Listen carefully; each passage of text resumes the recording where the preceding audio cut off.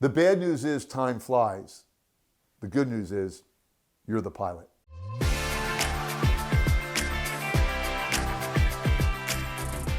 Business and life are tough enough, let alone throwing a pandemic in the mix. So I have people coming to me all the time as a speaker, a peak performance expert. How do we get through this? How do we progress? How do we deal with the uncertainty of everything? And what pushes us to do the things that we don't feel like doing? We know we should eat better. We know we should exercise to be in better shape, but we don't do it. We know we should make those extra calls, but we don't make them. We know so many things about our lives, personally and professionally, that we should change to get better in relationships, and we don't do them. So that got me really diving deep into what it takes to perform at a peak level. And here's what I've learned from the greatest, the top, the world class, the elite in business and in life. If you don't feel like doing it, what's going to drive you to do it? And that's your why. As Simon Sinek said in his book, Start With Why, the greater the why, the greater the try. What's your why?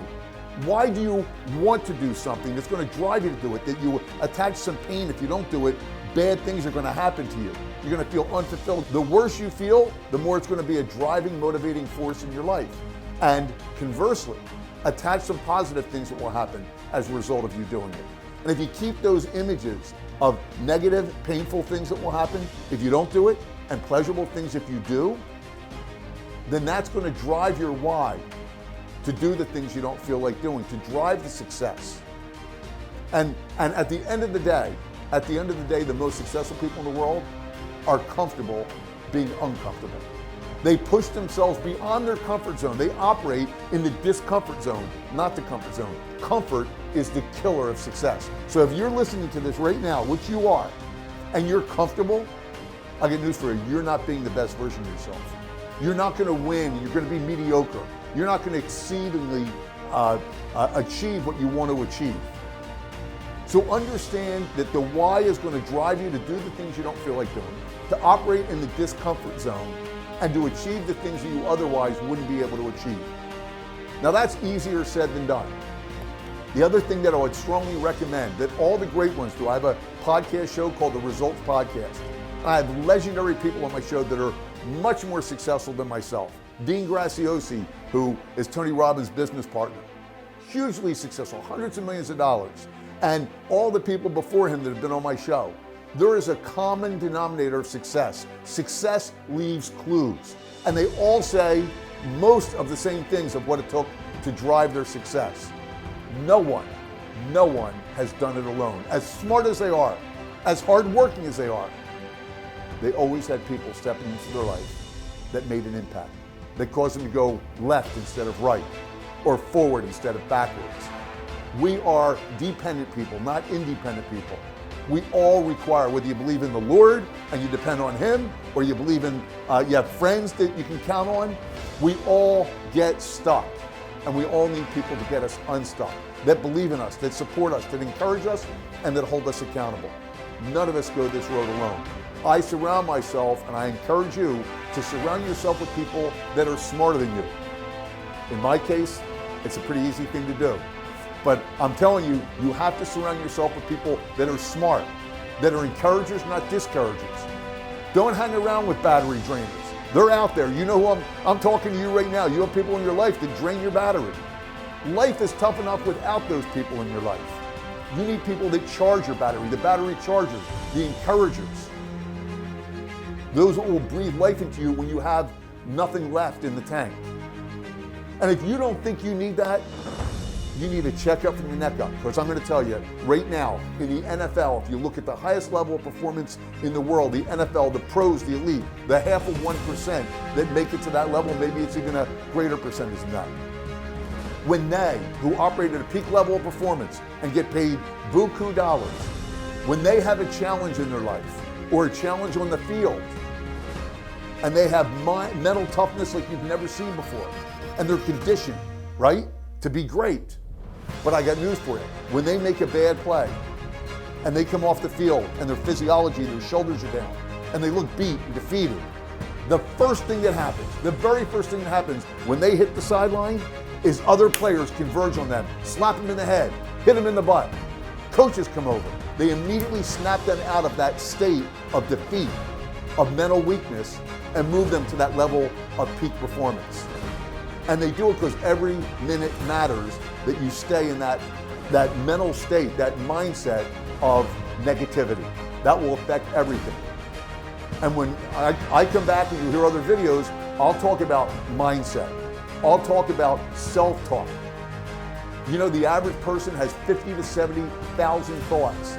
50 to 70,000 thoughts that go through their head every day. 65% of which are negative. So think about it. 65% of which are negative. What do you think will happen as a result of negative thoughts from negative situations, which you all deal with? What's going to happen if you keep those negative thoughts in your head? It's going to affect everything you say, the manner in which you say it, or things you do, or maybe things you should do that you didn't do. All by your thoughts. It all starts with your thoughts. And here's the challenge. Most people, and this could be you, most people don't think about what they're thinking about. And if you don't think about what you're thinking about, it's controlling you. And if it's not controlling you, the outside world is controlling you. With the thousands and thousands, all the noise, social media is dictating to you what you should look at, what you should do, what you should say, how you should be, how you should dress. So you need to be in control of your thoughts. You need to think about what you're thinking about. And when you do, that's going to immediately change what you do and how you do it. Tell you a short story.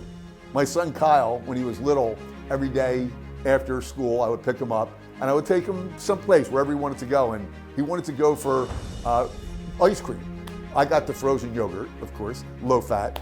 And we go out for ice cream and we're done. And he has that ice cream mustache when we're done.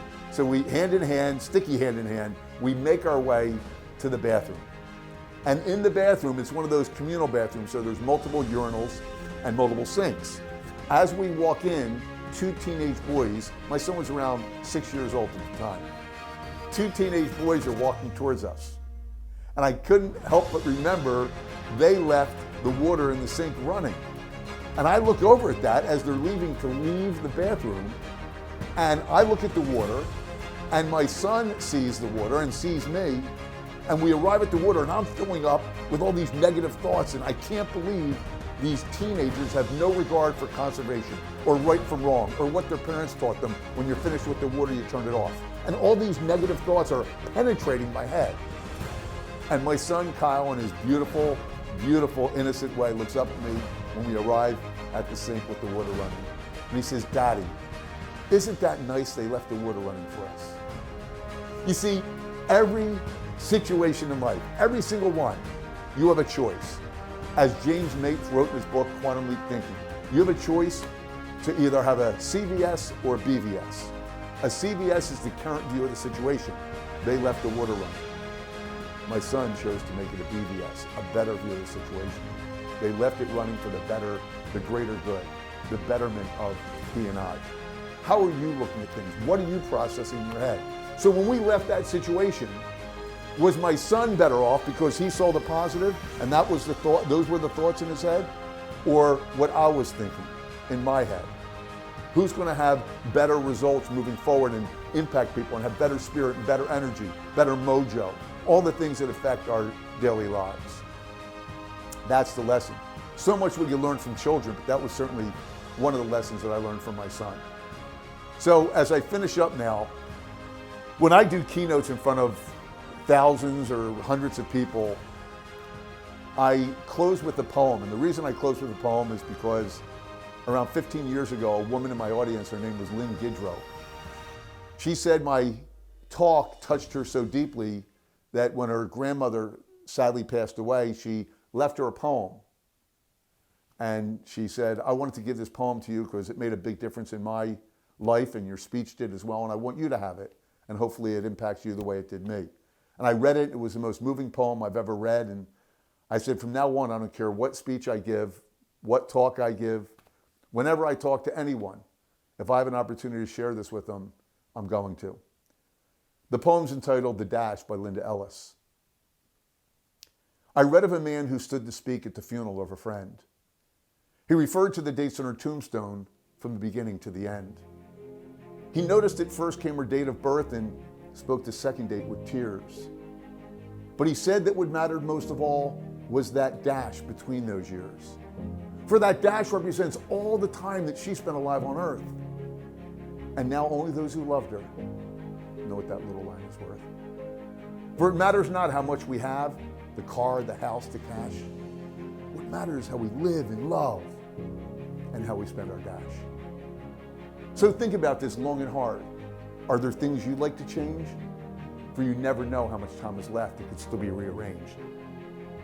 If we could just slow down enough to consider what's true and real and always try to understand the way other people feel. If we could treat each other with respect and more often wear a smile, remembering that this special dash might only last a little while. So when your eulogy is being read with your life's actions to rehash, will you be proud of the things they say, but how you spent your dash? It's my sincerest hope, wish, and prayer that each of you listening to this right now will spend your dash in a way that will make a real difference in the lives of your coworkers, your customers, your friends, but most importantly, your loved ones.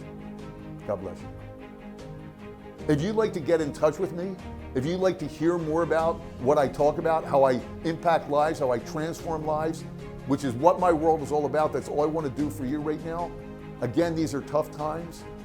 You can go to my LinkedIn page, Michael Altshuler, ALTSHULER.